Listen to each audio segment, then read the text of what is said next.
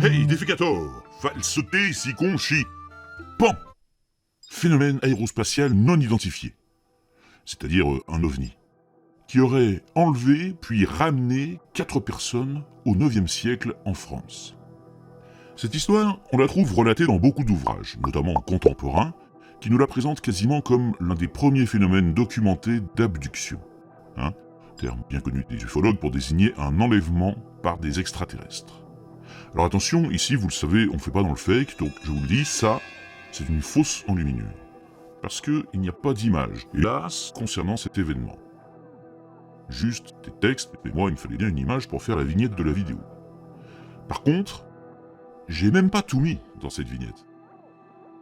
Parce que, on n'est pas chez Astronogeek, il nous reste un peu de dignité avant de nous vautrer dans le clic sensationnaliste, mais, et écoutez bien parce que vous allez être comme des fous, ces génies, vivant au-delà des nuages et responsables de cet enlèvement, étaient aussi capables de contrôler la météo. OVNI, enlèvement, contrôle de la météo.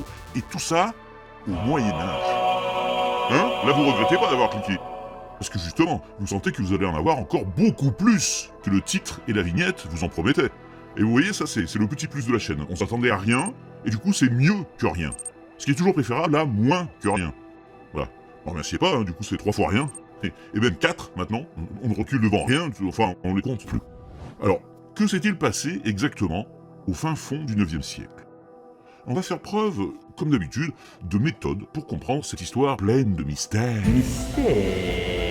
Et peut-être qu'au passage, c'est surtout sur notre époque et sur la manière un peu légère dont parfois on nous parle de notre passé que nous allons en apprendre pas mal. Comme souvent, dans ce format, falseté, si conchi. Bon, vous connaissez le principe, cette vidéo est tirée d'une émission que j'ai faite à l'origine sur Twitch, alors de temps en temps, vous verrez apparaître dans la lucarne en bas les réactions en live des viewers de l'émission. Allez, c'est parti. En 1980, un ouvrage paru chez Albin Michel nous narre quelques histoires extraordinaires, qualifiées de faits mystérieux, stupéfiants et pourtant authentiques, parmi lesquels un voyage en ovni au IXe siècle. Je ne vais pas en lire d'extrait, il y a des questions de droit, donc là je vais juste vous résumer l'histoire telle que les deux auteurs nous la racontent. Avec force détail, vous allez voir, ça leur prend 3 pages. Nous sommes durant l'été 852 à Lyon. Alors, contexte, c'est l'Empire carolingien.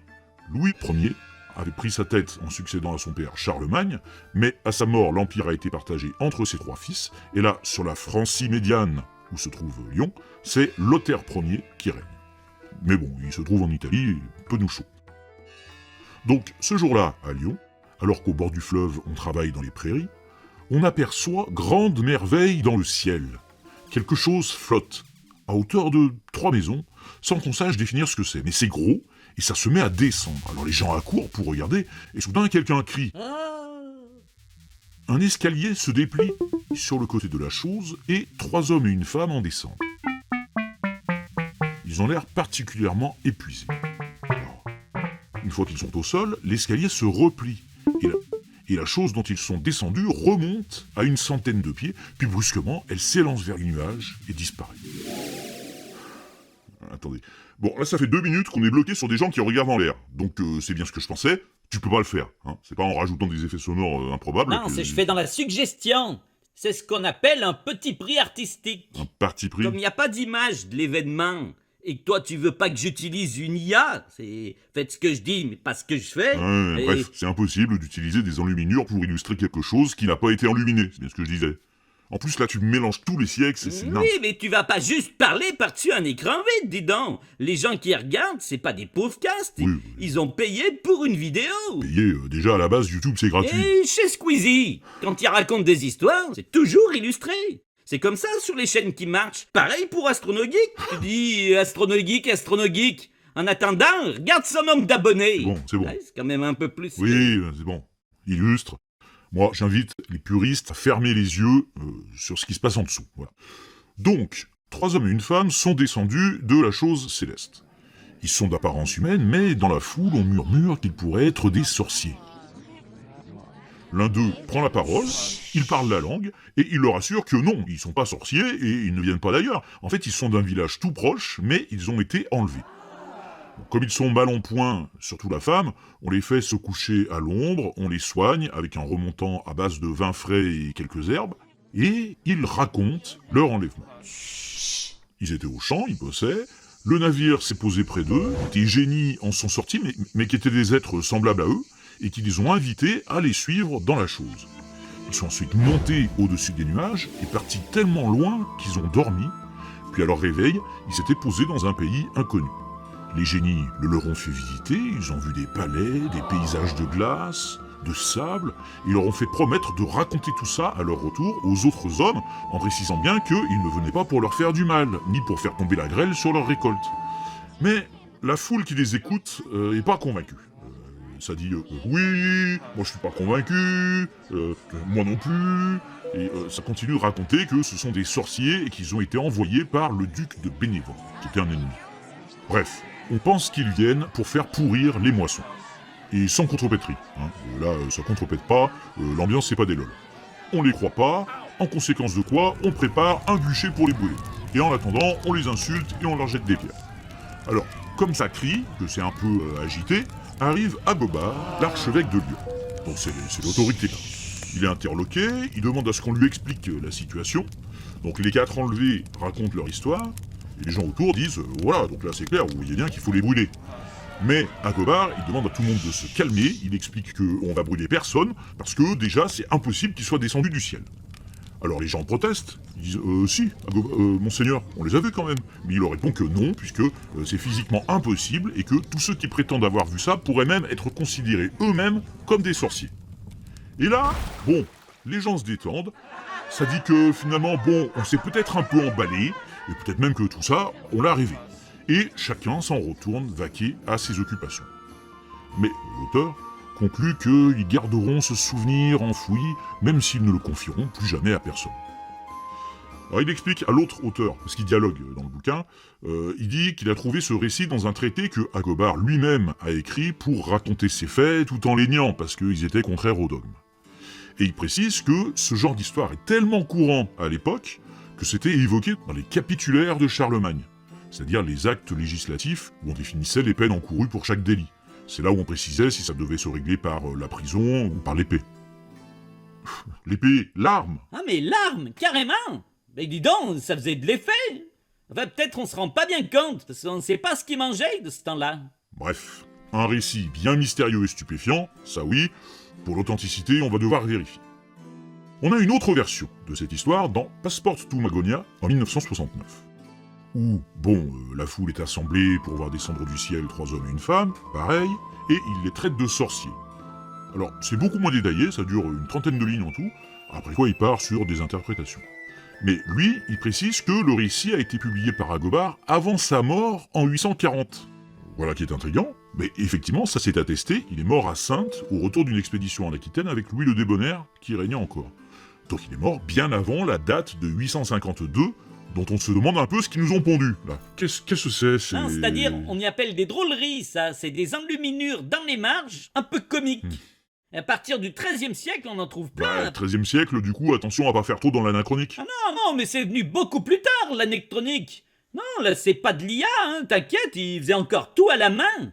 C'est... Dis donc, l'électronique, c'est au moins 2 siècles après. Là, ils avaient même pas l'imprimerie encore. Si tu racontes. Cet ouvrage, il précise que la contrée au-delà des nuages vers laquelle voguent ces navires s'appelle la Magonie. Alors, le nom pourrait venir de Magi, les mages, et c'est là-bas que donc ces navires célestes emporteraient les fruits des récoltes tombées à cause des grêles, en y payant les sorciers qui ont provoqué les orages. Bon, l'histoire est également contée dans cet ouvrage de 1970. Bon, lui c'est encore plus quoi. Donc il y a 3 hommes et une femme qui prétendaient être allés en navire aérien jusqu'en Magonie. Par contre, lui, il nous raconte que Agobard les a fait lapider, carrément. Étant rationaliste et leur histoire étant insensée, donc voilà, lapidés. Mais il prend quand même le temps d'expliquer un truc. Les 4 enlevés ont raconté que le temps s'était écoulé moins vite pour eux que pour les gens restés sur Terre. Ce qui lui donne l'occasion d'essayer d'asseoir la crédibilité scientifique de son récit, en y ramenant un peu de la science du XXe siècle. Parce que ça correspond au fameux paradoxe des jumeaux, esquissé en 1911 par Einstein, puis formulé par Langevin. Vous prenez 2 jumeaux. un qui reste sur Terre, et l'autre qui part voyager dans l'espace à une vitesse proche de la lumière. Pour celui qui est parti, la durée du voyage aura été plus courte que pour l'autre, à cause de la dilatation des durées de la relativité restreinte. Bon, et on trouve encore des mentions de cette histoire dans d'autres ouvrages des années 60-70, où on tente souvent de relier ce récit d'Agobard avec d'autres récits semblables dans l'histoire de visiteurs venus du ciel, parce que c'est l'époque où se popularise cette fameuse théorie des anciens astronautes, selon laquelle l'espèce humaine doit sa genèse à des extraterrestres venus sur notre planète et qui l'ont boosté pour édifier les premières civilisations. Alors, soyons clairs, là on va pas s'attaquer à déconstruire cette fameuse théorie, c'est pas du tout l'objectif. De toute façon, vous connaissez l'histoire, un millefeuille argumentatif, c'est impossible à démonter comme ça. C'est un énorme taf, et moi, j'ai pas 13 bras. Oh là là! Alors, nous, dans le millefeuille, on va juste prendre une feuille, celle de l'OVNI du 9e siècle, et on va regarder si elle se tient ou si elle s'effrite. Juste ça déjà. Mais nous, on va le faire sérieusement. Bon, déjà on a remarqué que, d'un ouvrage à l'autre, cette histoire elle varie, en fonction du contexte dans lequel on l'intègre. Parce que chaque auteur l'a adaptée finalement pour la mettre au service de son projet narratif. Donc parfois pour asseoir une théorie, parfois pour juste contribuer à une anthologie du mystère.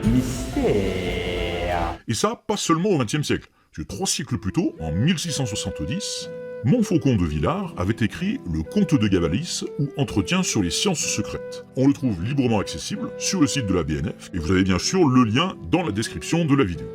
Et en fait, ce bouquin, c'était plutôt une satire, au second degré, sur les superstitions et les croyances. Il démonte un peu la sorcellerie en expliquant que tout ce qu'on attribue à des démons serait en fait l'œuvre d'esprits élémentaires qui habitent les 4 éléments, l'air, la terre, l'eau, le feu. Mais parfois, son texte a été interprété au premier degré.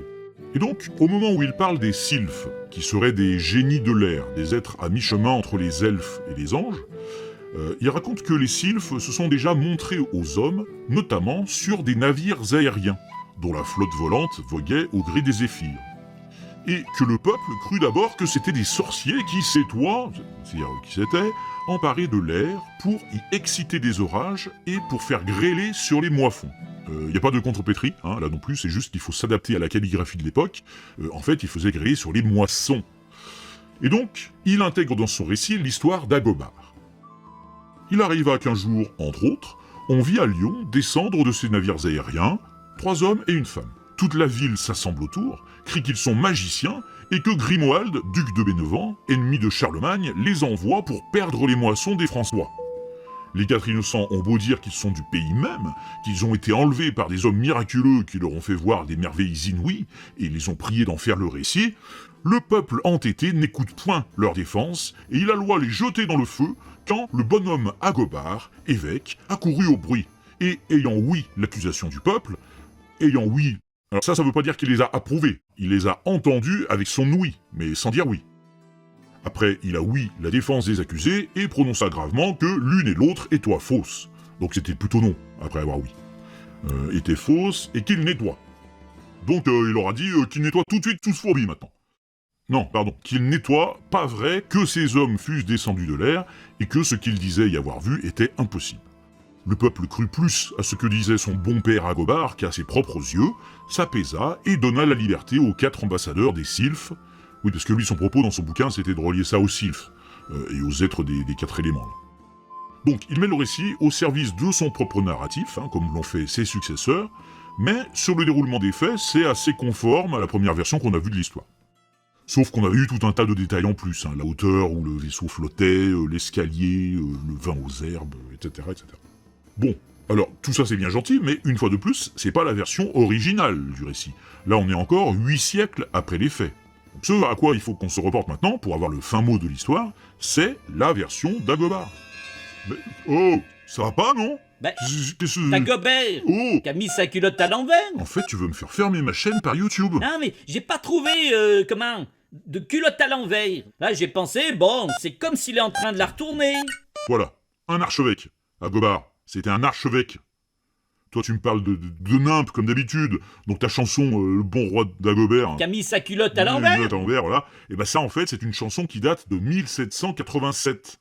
Un peu avant la Révolution. Ça, c'était une chanson anti-royaliste. Ah mais c'était des sans-culottes. J'avais bon, finalement. Enlève ce... Voilà. Donc, c'était une chanson anti-royaliste. En vrai, ça parlait de Louis XVI, pour s'en moquer. Le bon roi d'Agobert mangeait en glouton du dessert. Bon, ouais, c'est Louis XVI. Mais pour pas risquer le crime de lèse-majesté, ça faisait genre, on parle d'un obscur roi mérovingien, donc même pas la même dynastie, et ça passait quand même.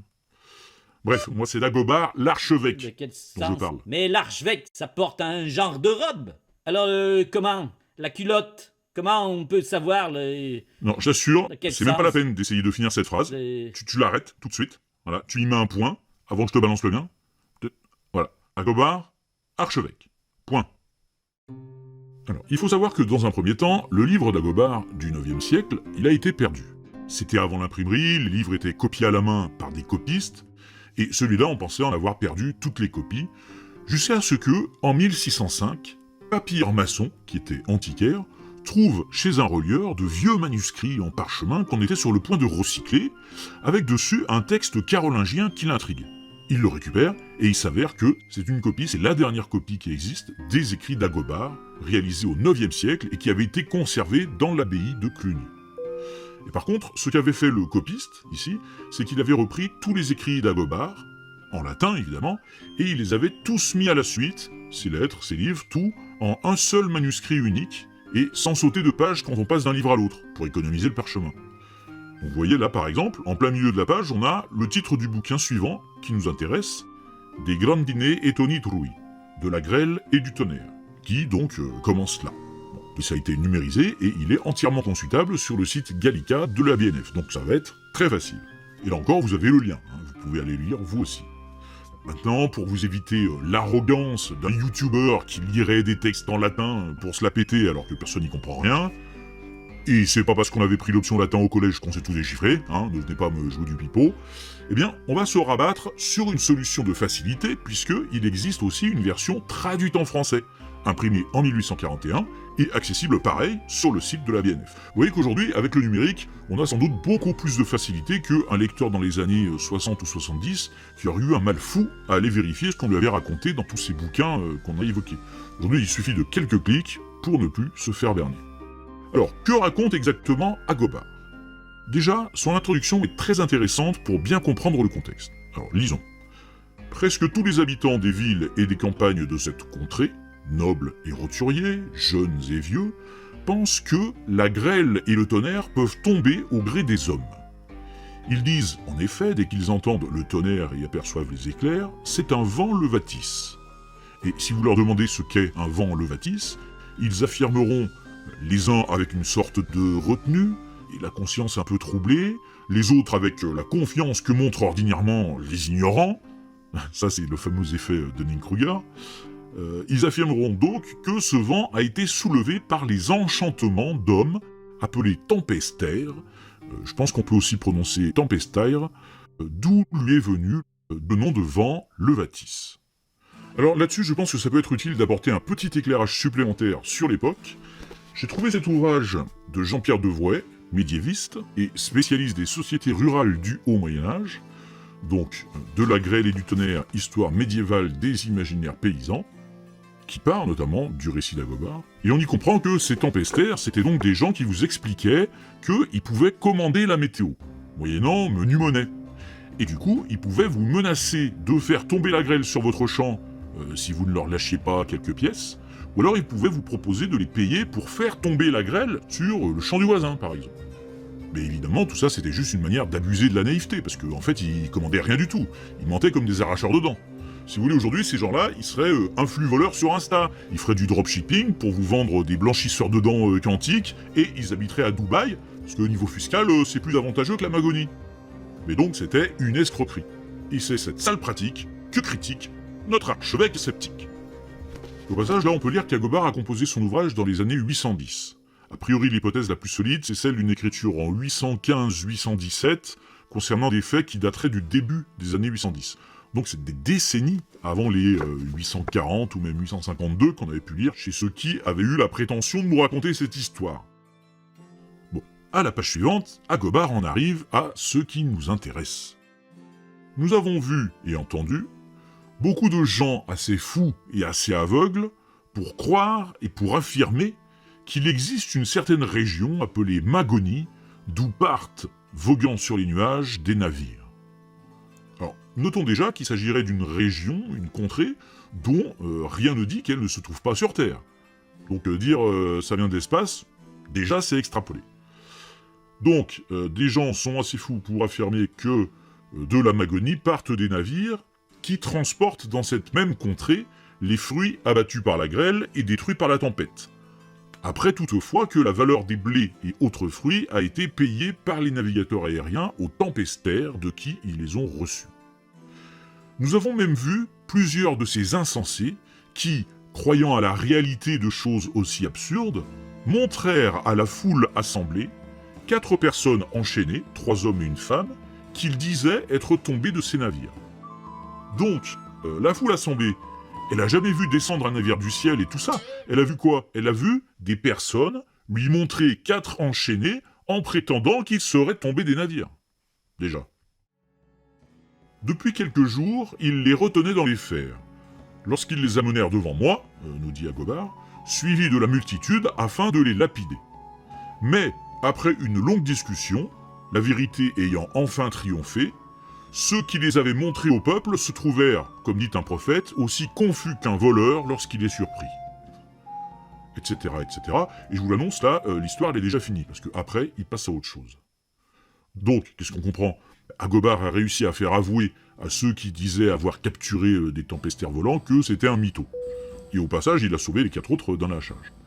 Et ben, c'est tout ce qui s'est passé. Là, on se rend compte à quel point les auteurs contemporains sont partis, mais loin des faits racontés par Agobard. Déjà parce qu'ils sont probablement pas partis de son récit à lui, mais du conte de Gabalis du XVIe siècle. C'est lui qui a lancé le « on vit descendre des navires et la foule s'assembla autour », et le bûcher aussi. Donc, parti de ce récit-là, qui est un récit satirique qu'il faut pas interpréter au premier degré, et on a bien vu à quel point certains ont encore mitonné par-dessus pour faire coller l'histoire à leur narratif. Mais tout ça, on ne peut s'en rendre compte évidemment que si soi-même on remonte à la source. Sinon, on se laisse bercer par une fable totale. Comme quoi, le premier enlèvement par des extraterrestres a été documenté à Lyon au IXe siècle par un certain Agobard. Ce pauvre archevêque sceptique, il doit tellement se retourner dans sa tombe à chaque fois qu'il est cité dans un ouvrage pareil, qu'à mon avis, là, on colle 2-3 aimants dessus, et là, voilà, la fameuse énergie libre, là, on l'aura. Oh là là!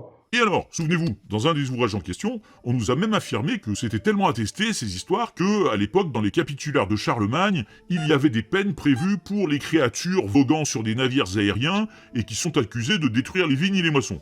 Bon, bah ça c'est vite vu, les capitulaires en question, on peut aussi les retrouver, donc allons-y. Dans ces capitulaires, il y a quelques mentions de navires, mais jamais de navires aériens, ou bateaux, ou vaisseaux volants. Par contre, sur la destruction des moissons, là oui, et ça rejoint ce qu'en disait Agobard, c'est une pratique bien connue à l'époque. Par exemple, dans l'Admonitio Generalis, dans Omnibus 64, alors, Omnibus, là, c'est pas les horaires de la ligne 64 qui fait tous les arrêts, hein, c'est pas pour vous que je le précise, c'est juste pour éviter qu'on se retrouve avec un genre d'autobus en illustration. Et je regarde même pas ce qui est affiché, parce que je sens que ça va encore m'agacer. Donc, Omnibus, c'est un article pour tous. Et là, il est dit que il est interdit de prophétiser ou de prétendre enchanter les tempêtes.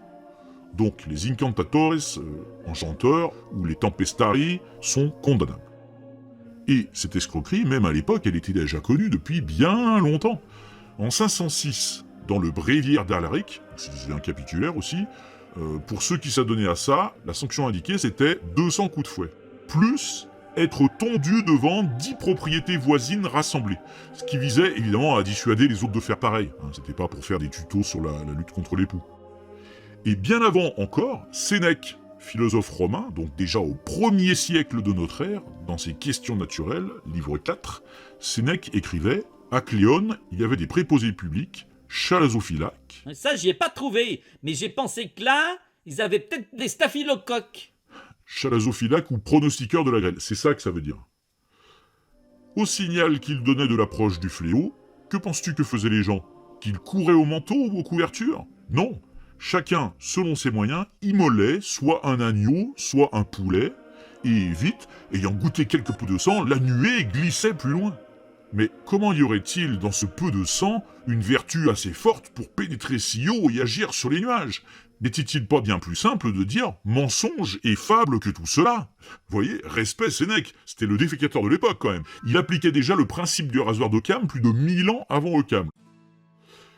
Et chez nous, les 12 tables ont prévu le cas où quelqu'un frapperait d'un charme les récoltes d'autrui. Nos grossiers ancêtres croyaient qu'on attirait ou repoussait les pluies par des enchantements. Toute chose si visiblement impossible qu'il n'ait besoin pour s'en convaincre d'entrer dans l'école d'aucun philosophe. Bon ben voilà, on sait depuis 2000 ans qu'on ne peut pas agir sur la météo par enchantement. Alors bien sûr, j'en devine qui vont me dire « Attends, c'est possible, on prévoit les orages avec des radars, et on a des techniques d'ensemencement des nuages, on peut envoyer des ballons ou des fusées, par exemple on envoie de l'iodure d'argent pour limiter la formation des gros grêlons. » Alors bon, déjà l'efficacité de tout ça est encore discutée, et puis surtout on rappelle que à l'époque d'Agobard ou de Sénèque, personne parle d'envoyer des fusées, hein. Les gars faisaient juste des enchantements, c'est des sorts. Et ça, c'est des techniques qui ont survécu, hein. Ça existe toujours. Vous pouvez faire n'importe quoi avec, vous pouvez contrôler la météo, ou faire revenir l'être aimé, et ce qui n'a pas changé non plus, c'est le mode d'usage. On doit toujours payer quelqu'un, qui donc procède au sortilège, en exploitant la croyance de la personne qui le paye, et qui se persuade que c'est utile à quelque chose. Tiens, comme ici on est généreux, et que vous êtes resté jusqu'à la fin de la vidéo, on va vous faire un cadeau. Laisse tomber les images de minutes, là, viens là. Voilà. On va vous débarrasser de la grêle, mais gratuitement. Mais comment? T'inquiète, tu vas voir comment. Tu me regardes, tu fais comme moi. Mais c'est-à-dire... Tempestaire, tempestaire. Vas-y, tempestaire, tempestaire. Tempestaire. Hein? Tempestaire, tempestaire, tempestaire. Tu fais fuir la morsure du péril de la grêle. Ne prends pas nos cultures, nous prends pas pour des brels. Pour des brels. Tempestaire. Grêle! Grêle! Je te prends, je te détourne! Détournement. Voilà. Donc là, vous qui nous regardez, si vous n'êtes pas dehors, regardez dehors là tout de suite. Il y a peut-être un nuage dans votre ciel, peut-être plusieurs, mais vous voyez, on les a matés, ils se tiennent à carreau. Et si la grêle n'est pas en train de tomber actuellement de ces nuages, vous le devez à notre action d'exorcisme météorologique et d'enchantement nuageux. Sinon, si ça grêle, désolé, il y a peut-être eu une micro-coupure, ça c'est le réseau, mais pour l'immense majorité de ceux qui constatent actuellement qu'ils ne sont pas à grelotter ni goûter dans l'aigreur l'agression grave et glacée de la grêle dégringolante rue, vous le devez donc à notre générosité. On vous l'a fait gratuit parce que on n'est pas des charlatans. En même temps, ils peuvent faire des dons quand même, pour soutenir la chaîne. Ne gâche pas ce beau moment de don du don. Voilà, bah tu peux y aller maintenant, c'est fini. Comment? Je laisse les logos? Oui, Bon, voilà ce qu'on pouvait dire de ce prétendu récit d'OVNI du 9e siècle. Donc c'est utile à la fois de remonter aux vraies sources, et puis d'avoir des éclairages sur le contexte, par des experts pertinents. Donc là, en l'occurrence, des historiens, et pas juste des ésotéristes ou des experts autoproclamés des sciences occultes qui vous interprètent des textes à leur sauce, en rajoutant trop de crème pour faire en sorte que ça passe crème, et vous faire avaler des fariboles qu'ils font passer pour caramboles. Voilà, il me reste à vous dire... Gare à la grêle. Oui, et que l'obscurantisme retourne à l'obscurité. Ciao. Ciao.